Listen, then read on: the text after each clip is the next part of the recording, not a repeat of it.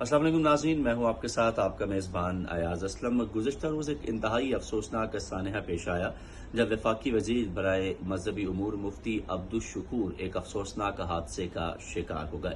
مفتی عبدالشکور ایک باعمل عالم دین تھے۔ انہوں نے گزشتہ روز یعنی 2 اپریل کو ریڈیو پاکستان کی پوڈ کاسٹ ٹرانسمیشن میں بطور مہمان شرکت کی، جہاں انہوں نے نہ صرف اپنی وزارت کے حوالے سے بہت سے سوالوں کے جواب دیے بلکہ ٹیلی فون کالز اور دین کے اہم مسائل کے حوالے سے بھی انہوں نے گفتگو کی۔ وہ ایک انتہائی ملنسار اور عاجز شخص پائے گئے۔ آئیے انہی کے ایک انٹرویو کی جھلک آپ کے ساتھ شیئر کرتے ہیں۔ ملاحظہ فرما رہے ہیں آج کی یہ خصوصی نشست، آج ہمارے بہت ہی اہم مہمان ہمارے ساتھ شریک گفتگو ہوں گے اور انہی سے آج ہم اپنی گفتگو کا آغاز کریں گے۔ وفاقی وزیر برائے مذہبی امور اور بین المذاہب ہم آہنگی مفتی عبدالشکور صاحب نے اپنی انتہائی گفتگو کیفیت میں سے، اپنی مصروفیت میں سے وقت نکال کے آج ہمارے ساتھ موجود ہیں۔ ان کو خوش آمدید کہیں گے۔ سر بہت شکریہ آپ کے وقت کے لیے۔ بہت بہت شکریہ آپ کا بھی۔ اس کے ساتھ ساتھ ہمارے ساتھ موجود ہیں ڈاکٹر رمیسہ باسط صاحبہ، ہمارے ساتھ موجود ہیں، ماہر غذائیات ہیں۔ ان پر آج طبی حوالے سے ہم گفتگو کریں گے۔ مفتی صاحب، گفتگو کا آغاز سب سے پہلے آپ سے کرنا چاہوں گا۔ رمضان المبارک کا مہینہ جو ہے پوری امت مسلمہ کے لیے ایک ایسا مہینہ ہے کہ جس میں ہمیں ہر طرف برکتیں، رحمتیں سمیٹتے ہوئے پورا جہان جو ہے وہ نظر آتا ہے۔ آپ بطور وزیر، ایک بڑی مصروفیت ہوتی ہے زندگی کے اندر انسان میں، تو آپ کا رمضان سب سے پہلے تو یہ فرمائیے گا کیسا گزرتا ہے، کیا مصروفیت رہتی ہے؟ شکریہ۔ رمضان مبارک میری تو ساری زندگی اس طرح گزری ہے، الحمدللہ ثم الحمدللہ، کہ میں رمضان میں سب سے زیادہ مصروف ہوتا ہوں عموماً۔ اور جب میں MNA نہیں تھا، منسٹر نہیں تھا، تو یہ رمضان میں سب سے زیادہ وقت میرا قرآن کے ساتھ گزرتا تھا ماشاءاللہ۔ اور اس کا بنیادی وجہ یہ تھا کہ میں تفسیر قرآن پڑھاتا تھا، تو صبح 8-9 بجے سے شروع ہو کے دن 3 بجے تک مسلسل طلباء کو پڑھاتا تھا، اور اس میں برکت محسوس کرتا تھا، دنیا میں بھی اخروی تو ہے، اس میں تو کوئی شک نہیں۔ کیونکہ اب طالب علموں کو جب ہم پڑھاتے تھے اور گرمی کے روزے تھے، جون جولائی کے روزے تھے، یقین جانیے کہ جب 23 رمضان کو میں تفسیر ختم کرتا، اس کے بعد مجھے یہ باقی 7 یا جتنے بھی روزے بھی ہوتے وہ مجھ پر بہت مشکل ہوتے، اور وہ جو سارا دن میں قرآن میں گزارتا رمضان کے حوالے سے، وہ مجھ پہ بہت آسان تھا۔ تو آج کل یہ مصروفیت میری مزید بڑھ گئی ہے۔ پچھلے رمضان میں چونکہ ہمارے یہ ذمہ داری جو مجھ پر عائد ہو چکی ہے وہ رمضان کے مہینے میں، اور میں جب بھی وزیر بن گیا رمضان کے ساتھ، چونکہ یہ حج کے مہینے شروع ہوتے ہیں فوراً اس کے بعد شوال اور ذوالقعدہ اور ذوالحجہ، یہ تو حج کے مہینے ہیں، اور سرکاری طور پر حج کا انتظام پہلے سے شروع ہوتا ہے۔ تو آج کل میرا دن بھی میرا رات بھی یہ مصروف ہے اللہ کے دین کے ایک عظیم حکم کی تکمیل کے لیے، اور وہ حج کے حوالے سے ہیں۔ تو اس لیے میرا دن بھی مصروف ہے اور رات بھی مصروف ہے۔ تراویح کے لیے وقت نکالتا ہوں اور تلاوت کے لیے کوشش کرتا ہوں کہ وقت نکالو۔ مزید میرے دفتری اوقات میں، لوگوں کے ساتھ رابطوں میں، اور وہاں چونکہ سعودی عرب میں ہمارا جو ٹیم لگا ہوا ہے ان کے ساتھ رابطے میں ہوتے ہیں، دوسرے جو مؤسسے ہوتے ہیں ان کے ساتھ، تو رمضان اس طرح گزرتا ہے کہ مجھے پتہ نہیں چلتا۔ اور آج کل اس موسم میں رمضان الحمدللہ بہت خوشگوار موسم بہترین ہے، نہ انسان کو پیاس کا احساس ہوتا ہے نہ بھوک کا احساس ہوتا ہے۔ تو اسی وجہ سے رمضان بہت انتہائی نارمل طریقے سے گزرتا ہے۔ ہاں، اس کی روحانیت جو ہیں وہ ہر انسان محسوس کرتا ہے۔ رمضان میں مساجد کس انداز سے آباد ہوتے ہیں، اور ایک دوسرے کے ساتھ مسلمان جب ملتے ہیں تو رمضان کی وہ خوشیاں، ان کی جو خوشی کے لمحات ہوتے ہیں، خاص کر یہ افطار کے وقت، تو ہر ایک مسلمان یہ وقت ایسا محسوس کرتا ہے کہ یہ عید کا سما جو ہوتا ہے۔ بے شک۔ تو میری مصروفیات تو اس میں کوئی شک نہیں بڑھ چکے ہیں، اور اسی وجہ سے یقین جانے کہ اب مجھ سے بھول گیا تھا کہ میں نے آپ کو ٹائم دیا تھا۔ وقت میں مجھ سے رابطہ ہوا کہ آپ نے تو ریڈیو پاکستان کو یہ ٹائم دیا ہے، تو پھر میں نے جلدی کر کے یہاں آنے کے لیے سر نہیں، ہم آپ کے بڑے شکر گزار ہیں، ہمیں اندازہ ہے کہ بہت زیادہ مصروفیت ہے سر. آپ کی وزارت کے حوالے سے تو گفتگو ہوگی، لیکن آپ کے علمی گفتگو کا ہم جو ہے وہ فائدہ اٹھاتے ہوئے اپنے سامعین تک پہنچانا چاہیں گے. قرآن کریم جو ہے ہم اکثر دیکھتے ہیں کہ عام لوگ بھی رمضان المبارک کے اندر اس کا پڑھنا جو ہے وہ بہت زیادہ ہو جاتا ہے قرآن کریم کا، لیکن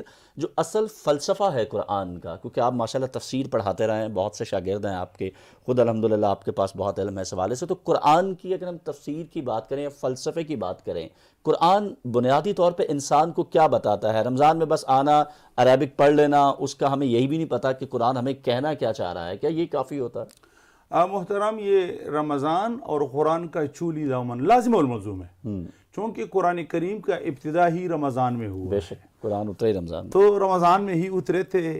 شہر رمضان الذی انزل فیہ القرآن. تو رمضان وہ مبارک مہینہ ہے کہ جس میں اللہ تعالیٰ کا آخری پیغام قرآن کریم اللہ نے رسول اللہ صلی اللہ علیہ وسلم کے قلب پر اتار دیا. بے شک. تو اس سے معلوم ہوتا ہے کہ قرآن کا اور رمضان کا ایک بہت قریبی تعلق ہے، اور اس کا بنیادی اگر ہم دیکھ لیں کہ رمضان میں چونکہ انسان کی ایک تربیت ہوتی ہے کہ انسان کے تمام ظاہری اعضاء وہ بھی کنٹرول میں آ جائے، اور قرآن کریم کے جو احکامات ہیں اس کے لیے اس کے تمام اعضاء آمادہ ہو جائے. تو اس میں یہ تعلق یہ بنیادی طور پر یہی ہے، کیونکہ رمضان صبر کا مہینہ ہے، قرآن کریم صبر کا درس دیتا ہے، اور اگر انسان ہر لحاظ سے اپنے اندر صبر کی قوت پیدا کرے تو یہ بہت بڑی چیز ہے، اور اس کا بدلہ تو جنت ہی ہے. یعنی انسان آنکھوں سے کے ذریعے انسان دیکھتا ہے، تو کہاں دیکھے؟ اللہ نے جو حکم دیا ہے کہ وہاں آپ کو کے لیے دیکھنا جائز ہے، یہاں ناجائز ہے.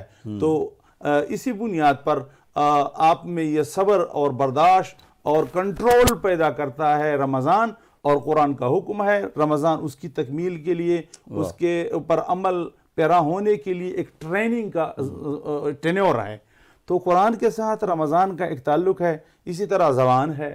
مثلا دوسرے احادیث مبارکہ میں جو مثلا آیا ہے کہ رسول اللہ صلی اللہ علیہ وسلم فرماتے ہیں اذا کان یوم صوم احدکم، جب تم رمضان کے دنوں میں ہو، آپ کا روزہ ہو، تو اگر آپ کے ساتھ کوئی لڑائی لڑتا ہے، آپ کو کوئی گالیاں دیتے ہیں، تو رسول اللہ فرماتے ہیں کہ آپ اس کو فوراً کہہ دیں انی صائم، میں تو روزے کی حالت میں ہوں. تو اس کا کیا مطلب؟ اس کا مطلب یہ کہ آج میرے صرف روزہ خوراک سے نہیں ہے، کھانے پینے سے نہیں ہے، میرا آج کا یہ روزہ گالیوں سے بھی ہے، میرا روزہ ہاتھ کا بھی ہے، کسی پر ناجائز طریقے سے ہاتھ ڈالنا اسے بھی میرا روزہ ہے. میرے پاؤں غلط طریقے سے نہیں بڑھ سکتے کیونکہ میرا پاؤں کا بھی روزہ ہے، میرے آنکھوں کا بھی روزہ ہے، میرے کانوں کا بھی روزہ ہے، میری سارے بدن کے اعضاء کا روزہ ہے. اور اسی بنیاد پر روزے کے بہت سے فضائل ہے. تو قرآن کریم کے جو احکامات ہے اس کے لیے رمضان ٹریننگ کا مہینہ ہے. تو یہ رمضان اور قرآن کا ایک بنیادی تعلق ہے، اور اسی بنیاد پر اللہ نے فرمایا شہر رمضان الذی انزل فیہ القرآن. اور پھر قرآن نے روزے کا جو فلسفہ بیان کیا ہے وہ تو اسی آیات میں کتب علیکم الصیام کما کتب علی الذین من قبلکم لعلکم تتقون. اللہ نے فرمایا روزہ کو ہم نے آپ پر تو فرض کر دیا ہے، اس کا بنیادی فلسفہ یہ ہے کہ آپ میں تقوی کی صفت پیدا ہو جائے. تقوی کیا ہوتا ہے؟ تقوی تو صفت قلب ہے بنیادی طور پر، یعنی خشیت الہی. اور تقوی اصل میں کس کو کہتے ہیں؟ ایک عمر فاروق رضی اللہ تعالیٰ عنہ سے ابی بن کعب مشہور قاری ہے، یہ وہ قاری ہے کہ رسول اللہ صلی اللہ علیہ وسلم فرماتے کہ اللہ نے مجھے حکم کیا ہے کہ آپ ان سے قرآن سنو. تو اس سے انہوں نے پوچھا کہ ابی بن کعب ذرا یہ بتائے مجھے کہ تقوی کیا ہے. وہ دنیا کو بھی بتانا چاہتے تھے، خود سے پوچھنا چاہتے. تو انہوں نے کہا کہ عمر آپ، چونکہ وہ عرب تھے، عرب صحرا تھے، جنگل تھے وغیرہ سب کچھ تھے اس میں. انہوں نے کہا آپ کبھی غبار یہ جاڑوں والے زمین میں جنگل میں کبھی آپ نے سفر کیا؟ انہوں نے کہا بالکل کیا ہے، کیوں نہیں. انہوں نے کہا جب آپ کانٹے دار درخت ہو، جھاڑیاں ہوں، اس کے درمیان آپ جب گزرتے ہیں تو اس میں آپ کا کیا طریقہ ہوتا ہے؟ انہوں نے کہا طریقہ یہ ہوتا ہے کہ میں اپنی منزل پر پہنچنا چاہتا ہوں اور اپنے کپڑے وغیرہ سمیٹ لیتا ہوں تاکہ اس میں میرے کپڑوں وغیرہ میں میرے جسم میں کانٹے نہ چبھ جائے اور ان سے میں بچ کر نکل جاؤں، منزل تک پہنچ جاؤں. انہوں نے کہا تقوی اس کو کہتے ہیں اللہ کہ شیطان نے جو قسم کھایا ہے کہ میں لأغوینہم، میں ان آدم علیہ السلام کی اولاد کو گمراہ کروں گا، ان پر پورا تسلط حاصل کروں گا، اور انہوں نے جو ماحول بنایا ہے، نفس ہے، شیطان ہے، ان تمام شیطانی رکاوٹوں کو عبور کرنا اور ان کے تمام کانٹوں سے، ان کے رکاوٹ سے اپنے آپ کو بچانے کا نام تقوی ہے۔ تو اور روزہ مبارک کی برکت سے انسان کے دل میں تقوی کی صفت پیدا ہوتا ہے۔ تو رمضان مبارک کا فلسفہ یہی ہے کہ انسان میں تقوی کی صفت پیدا ہو جائے، اور تقوی وہ چیز ہے جس کا قرآن کریم میں بار بار نہیں درجنوں بار سے زیادہ حکم، یا ایھا الذین آمنوا اتقوا اللہ، یا ایھا الذین آمنوا اتقوا اللہ حق تقاتہ ولا تموتن الا وانتم مسلمون۔ بہت میں یعنی کس آیت کو پڑھوں، اس حوالے سے ھدی للمتقین ابتدا ہی میں سے فرماتے ہیں۔ تو یہ تقوی کی صفت مطلوب بھی ہے اور قرآن کریم کا حکم بھی ہے۔